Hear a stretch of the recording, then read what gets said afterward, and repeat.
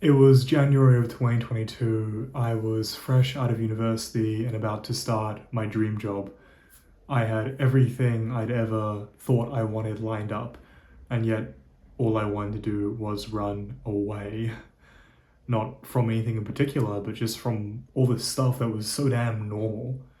I felt like I needed to get out of the country I lived my whole life in, but I had a pretty massive problem.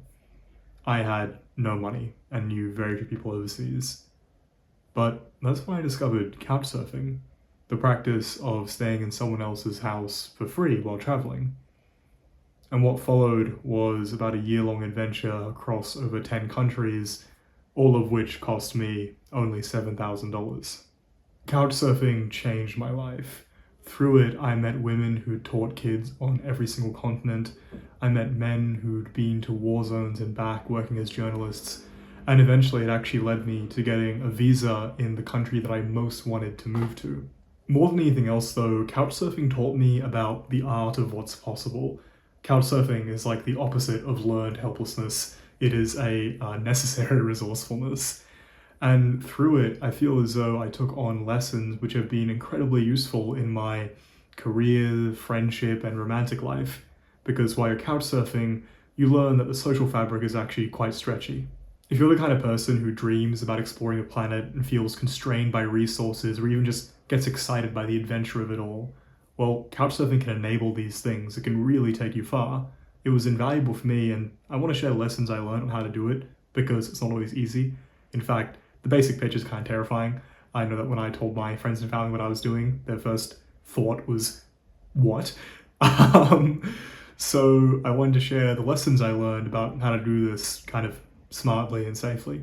The fascinating thing about couchsurfing is that it all relies on this singular question, which is, how much can you really trust the kindness of strangers? And the answer is complicated, but I learned some part of it in Montpellier at 1 a.m. after I'd just been kicked out of the airport. So I was taking a cheap flight from Lisbon to Berlin, and our flight came in late, and eventually the next flight got delayed.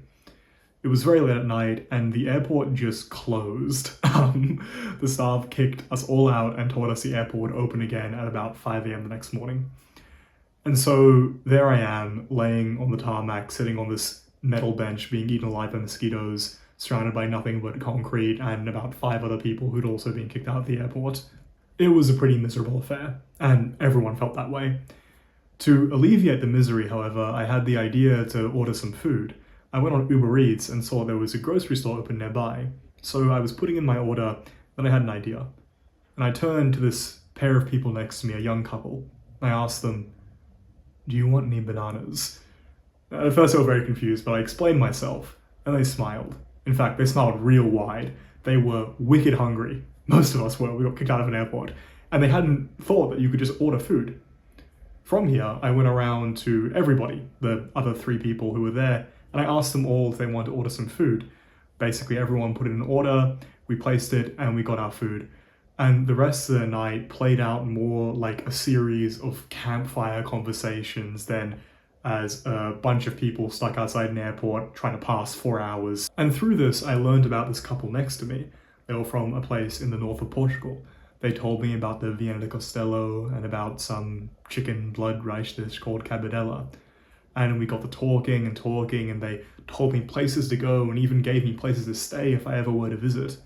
Returning to the question, can you really trust the kindness of strangers? Kind of. But it is much better to trust the kindness of yourself. Here's the lesson. Couchsurfing is karmic. Couchsurfing relies on good karma. The things that your hosts do for you are numerous. Oftentimes, they're not only putting you up, but they'll take time out of their day. Maybe they'll show you around, help you get orientated. It takes a lot from it. And in order to keep the cycle of good karma going, I think it's really vital that you as a guest put your best foot forward. See, what I was doing on that night wasn't strategic. I was not planning to order these bananas so I could get a place to stay in Portugal. That was simply the attitude that I had while I was traveling in this phase of life, a certain openness and a kind of generosity.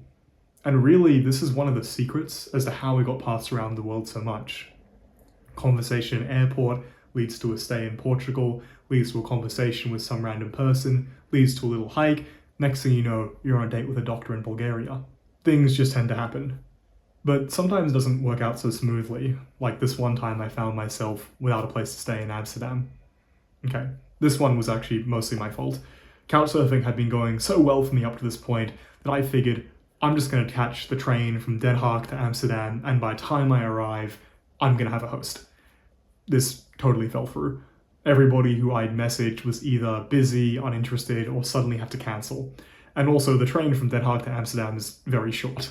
So I arrive in Amsterdam with all of my things, and it's here that I learned about one kind of pain you're going to become intimately familiar with in this kind of travel. Wait. Wait is a sensation that comes when you've been dragging your feet around a foreign city for hours. Wait is that sense of awkwardness you feel when you don't speak the local language and you become afraid to ask for help. Wait is the drain of the sun. Wait is that pernicious feeling of your bag straps on your shoulders. Wait is that sense you have of your feet and spirit becoming hardened clay. I kept messaging hosts, but by 4 p.m. it was nothing coming up. And at that point in time, I was looking up tutorials for how to sleep in airports. Now, my phone was almost dead, and I came up with a plan to go into a cheap Japanese restaurant, buy some ramen, buy myself some time, charge my phone, and continue on the search.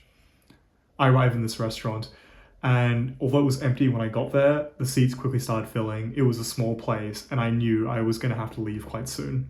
I really felt like a corpse at this point in time. Everything seemed hopeless. Nothing seemed to be working.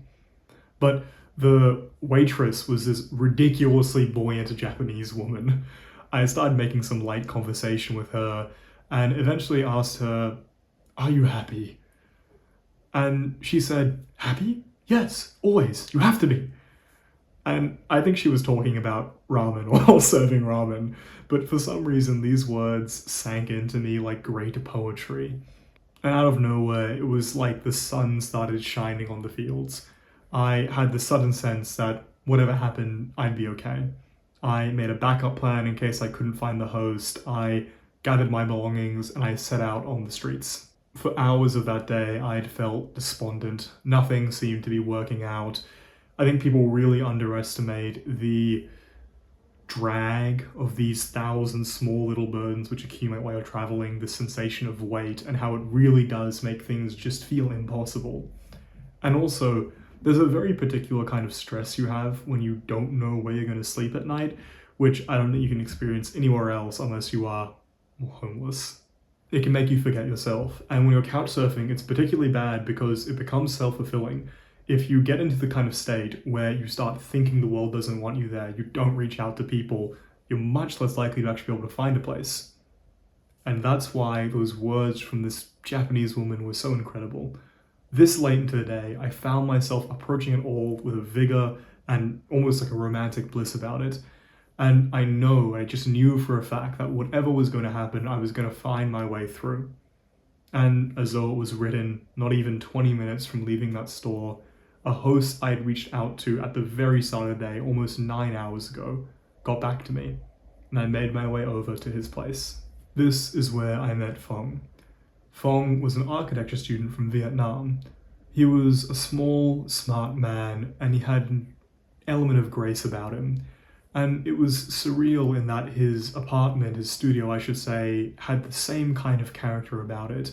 It was incredibly compact, and yet it had a certain dignity. I remember distinctly his antique lamp and this old wooden desk that he had. Among these few possessions, he had a record player with a small selection of his favorite records. He put on a record that he said had a very special meaning to him. It was the collection of the Carpenters songs, and Close to You began to play. And as the music filled the room, Phong and I chatted, and he told me why this song was so meaningful to him. Now, I can't share what he told me, but after hearing that, I became grateful for everything. With a vibrant intensity, I became incredibly aware of what makes this kind of travel so special. Couchsurfing, to my mind, is the most intimate way to travel, because you're finding a home in somebody else's home. You hear stories that I don't think people would normally tell you. You acquaint yourself with the world for a night or perhaps a week through somebody else's eyes. And as you travel in this way, it is imperative to listen. Listening, the act of providing your full attention to the world, giving yourself completely to it, is the thing that unlocks it all. It was, in the moment, the decision to listen to every word that Japanese woman spoke, which gave me that surge of energy to propel me forward. It was the choice, the decision to commit myself to the experience of being with Feng, which gave me such a pleasant stay with him and got me comfortably to the next place I needed to go to. As you travel, you'll learn 100 little things that help, like how to roll your shirt into burritos and the value of different knots. But the most important thing you can keep with you is this capacity to listen and to pay attention. Without this force of attention, you won't find a home no matter where you go. But with it, with this attitude, you'll be able to find a home wherever you are. And this principle is universal. It applies even if there is no host at all, like what happened to me in Scotland. When I was in Edinburgh, instead of finding housing, I dedicated my day to local rock bands and shortbread. I'd traveled here with some friends of mine, and we were having a ball. I kind of just assumed that they were going to put me up for the night, so I was a little bit floored when the sun was setting and they told me, oh, we gotta go to the airport, and they were all leaving that night.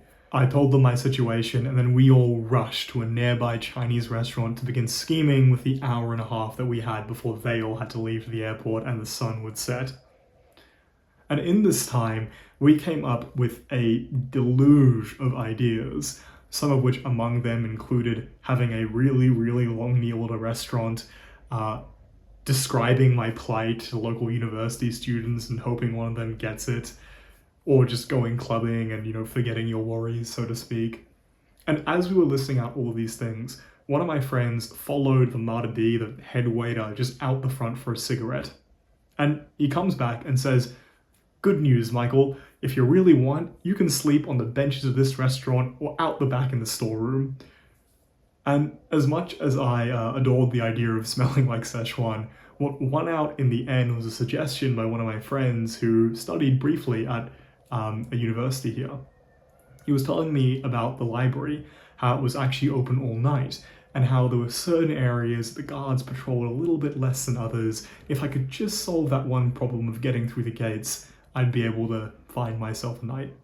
And I made it out alive.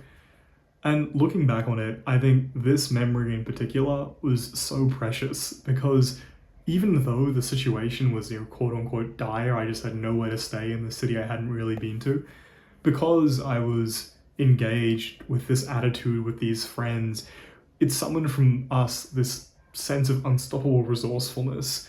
And because of this attitude, so many of these things opened up, so many of these possibilities just became something that we considered actually doable. I think the fact that this waiter at a Chinese restaurant really just said, no, you could just sleep here, is something I'd never even considered until it was offered to me. And within this experience, there's a very important lesson, which is that you need to develop this deep trust in yourself. And ironically, by having this sense of deeply embedded independence, the idea that you can just make it through whatever comes, it actually makes it easier to be helped by other people. I feel as though there's some unconscious force operating here, where when you approach a host or anybody like this, and you have some sentiment of needing them, like you need them to survive, it just communicates something in particular. Whereas when you're able to form a more equal relationship with them, when you approach it with a sense of equality and deep internal okayness, the dynamic just plays out differently. I really did find that the more you approach people simply with an openness, without any neediness at all, it in turn gives them more permission to help you. And I think this is a real theme of this entire video, is that by attending to things with openness, you open up the world to helping you even more. And really, that's how I travel the world by couchsurfing. By being generous, by cultivating self-reliance, and by always remembering to listen with your full attention. I want to touch briefly on topics of safety. It's not actually something I ever had a serious encounter with myself, But while I was traveling, I did meet many women solo travelers, for example, for whom this was a major concern. And I spoke to them about it. And what they shared with me is that there are, within the Couchsurfing network, a lot of women travelers who will actually exclusively only host women because they know the troubles that go through this. And they also shared with me that when you're traveling this way, if you are a woman, you should watch out for some red flags on profiles. Like, you shouldn't be afraid to stay with people from the opposite sex, but if they only host women and seem incredibly enthusiastic about their massage practice, maybe be careful. Finally, if you do actually want to do Couchsurfing and use the app, I want to leave you with just a few tactical tips. These are super quick fire, but they're all very useful. The first thing is to have a good profile, like fill out as much as you can. Additionally, when you're reaching out to hosts, read their complete profile and then send them a thoughtful message. This takes more time, yes, but almost invariably when I talk to the hosts after I'd met them, they would say that the reason they decided to host me was because I'd actually read their profile and clearly had sent something which was personal and meaningful, compared to the dozens of other people who basically just said, hey, can I stay with you for a week? Thanks, moved on. Ask for references after your first few stays. This will just make the process of getting more stays easier. Do not try and screw your hosts in any way financially. Bring something to share. Be an excellent guest. Know and obey the rules around keys and etc. Trust your gut. And finally, I recommend you travel as light as possible, ideally only one backpack.